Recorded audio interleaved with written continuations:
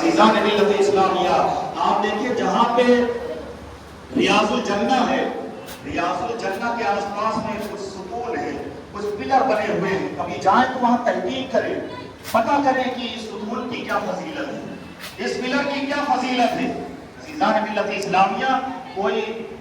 وہاں پہ چبوترا بنا ہوا تھا، صحابہ صفہ بیٹھتے تھے، اب جو ہے عمارت بدل دی گئی، مطلب ڈیزائن بدل دیا گیا، اس میں میٹیریل الگ لگ گیا ہے، تو وہ چبوترا تو اب رہے گا نہیں، اس لیے وہاں پہ نشان کے لیے، علامت کے لیے پلر بنا دیا گیا۔ جہاں پہ صدیق اکبر کا مکان تھا، اب وہ مکان بھی مسجد نبوی کے اندر آ گیا، اس لیے وہاں پہ ایک ستون بنا دیا گیا ہے۔ جہاں پہ صحابی رسول کی توبہ قبول ہوئی تھی، اب وہاں پہ ایک ستون بنا دیا گیا ہے۔ عزیزان ملت اسلامیہ جہاں پہ رسول کائنات صلی اللہ تعالی علیہ وسلم تہجد کی نماز ادا کیا کرتے تھے، وہاں پہ ایک ستون بنا دیا گیا ہے۔ جہاں رسول اللہ صلی اللہ تعالی علیہ وسلم بیٹھ کر کے دعائیں کیا کرتے تھے، وہاں پہ ایک ستون بنا دیا گیا ہے۔ کبھی آپ جائیں تو آپ معلوم کریں، پھر وہاں بیٹھ کر کے دعائیں کریں، 2 رکعت نماز ادا کریں، محبت سے دیکھیں، یاد کریں کہ یہ صدیق اکبر کا گھر ہے آج جہاں میں بیٹھا ہوا ہوں، یہ وہ چبوترا ہے جہاں آقا علیہ السلام کے 70 صحابی، غریب صحابی بیٹھ کر کے حضور علیہ السلام سے سیکھا کرتے تھے،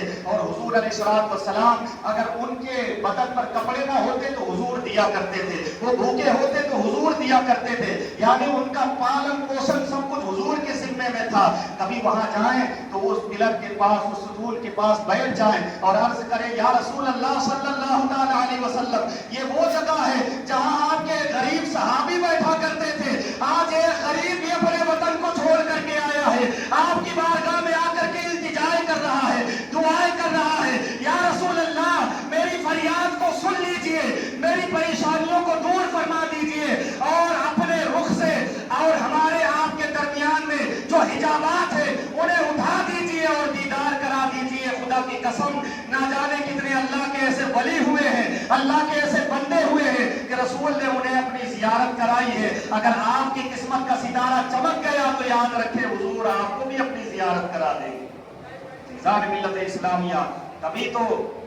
کہتے ہیں کہ ان کے طفیل حج بھی خدا نے کرا دیے، ان کے طفیل حج بھی خدا نے کرا دیے، اصل مراد حاضری اس پاک در کی ہے، اصل مراد حاضری اس پاک در کی ہے۔ عزیزان ملت اسلامیہ دنیا میں بہت ساری عمارتیں ہیں، آپ لوگوں میں سے بہت سارے لوگ ہوں گے تاج محل دیکھ کر کے آئے ہوں گے، لال قلعہ دیکھ کر کے آئے ہوں گے، جامع مسجد دیکھنے گئے ہوں گے، قطب مینار دیکھا ہوگا، کچھ دیش ودیش جا کر کے دوسری عمارتوں کو بھی دیکھ کر کے آئے ہوں گے، 7 عجوبے اس دنیا میں ہے کوئی دیکھ کر کے آیا ہوگا، لیکن میں ان سے سوال کروں گا آپ کتنی مرتبہ دیکھ کر کے آئے ہوں گے؟ کوئی گیا ہوگا 2 بار دیکھنے، 4 بار، 10 بار، لیکن پھر اس کے بعد حد ختم ہو جاتی ہے، لوگ کہیں گے میں صرف 3 بار گیا تھا، میں صرف 10 بار گیا تھا، اس کے بعد میرا جی بھر گیا ہے، اب مجھے تاج محل دیکھنے کی حاجت نہیں ہے، اب میرا دل نہیں چاہتا ہے کہ میں لال قلعہ دیکھ کر کے آؤں، اب میرا دل نہیں چاہتا ہے کہ میں دبئی جا کر کے کوئی عمارت دیکھوں، سب کا جی بھر جاتا ہے۔ لیکن خدا کی قسم اگر کوئی مدینے میں 1 بار گیا ہو اور اس سے آپ پوچھیں کہ تم مدینہ جانا چاہتے ہو، مدینہ دیکھنا چاہتے ہو، اس کا جواب یہی آئے گا کہ اگر مرتے دم تک بھی مجھے مدینے کی خدمت مل جائے تو میں اپنی زندگی وہیں گزار دوں گا، دوسری عمارت کو دیکھنا گوارا نہیں کروں گا۔ عزیزان ملت اسلامیہ یہ تو کچھ مجبوریاں ہوتی ہیں، ہم دور پڑے ہیں، ورنہ کون چاہتا ہے اپنے آقا سے جدا ہو جائے۔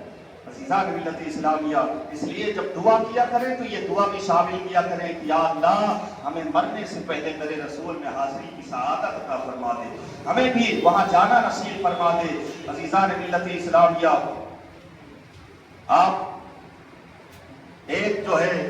ایک بندہ تھا، اس نے تحقیق کیا، دنیا کے بہت سارے عبادت خانوں درباروں میں جا کر کے اس نے دیکھا، ریسرچ کر رہا تھا، تحقیق کر رہا تھا کہ یہ کتاب لکھوں گا، اور پھر جب آخر میں وہ مدینہ طیبہ پہنچا، مدینہ پہنچنے کے بعد کئی دن گزار کر کے اس کا سفر وہی ختم ہو گیا۔ اس نے کتاب لکھی،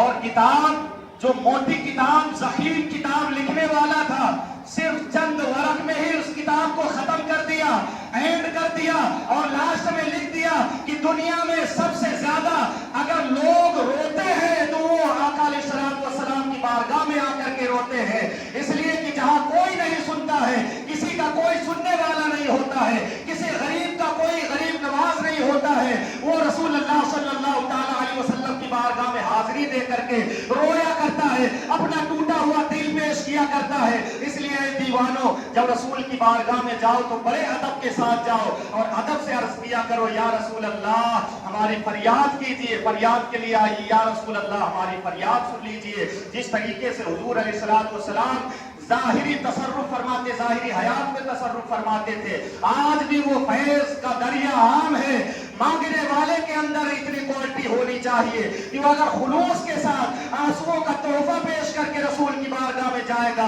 تو اسے عطا کر دیا جائے گا، اور اگر کسی نے دکھاوے کی زندگی، دکھاوے کا سفر کیا تو وہ سفر بھی اس کے منہ پر مار دیا جائے گا۔ عزیزان ملت اسلامیہ، میں نے جس آیت کی تلاوت کرنے کا شرف حاصل کیا تھا، اس میں اللہ تبارک و تعالیٰ نے یہی فرمایا کہ اے ایمان والو، نبی کی بارگاہ میں اپنی آواز کو اونچی نہ کرو،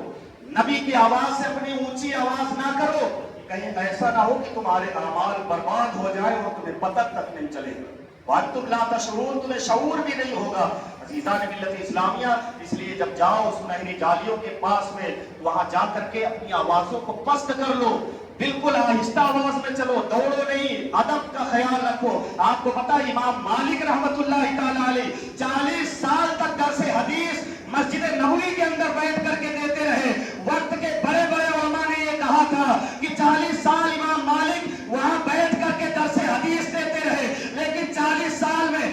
پورے سال گزر گئے۔ آپ جب بھی کتاب کو اٹھاتے، ورق کو پلٹتے تھے، ورق ادھر سے ادھر کرتے تھے، آپ اس بات کا خیال رکھتے تھے کہ کہیں اس ورق سے کوئی آواز پیدا نہ ہو، ورق کی آواز نہ نکلے اور میرے اعمال جو ہے رد کر دیے جائے، اس لیے آپ اس بات کا بھی پورا خیال کیا کرتے تھے۔ ہمیں چاہیے کہ جب بھی رسول اللہ کی بارگاہ میں حاضری کا شرف عطا ہو، ہمیں جو ہے یہ موقع ملے تو پورے ادب کے ساتھ میں بارگاہ رسول میں حاضری دے۔ اللہ تبارک و تعالیٰ کی بارگاہ میں دعا ہے کہ ہم سب کو آقا علیہ الصلوۃ والسلام کی بارگاہ میں حاضری کی سعادت عطا کرے، کعبۃ اللہ کا طواف کرنے کی سعادت عطا فرمائے۔ وآخر دعوانا ان الحمد للہ رب العالمین۔ السلام علیکم۔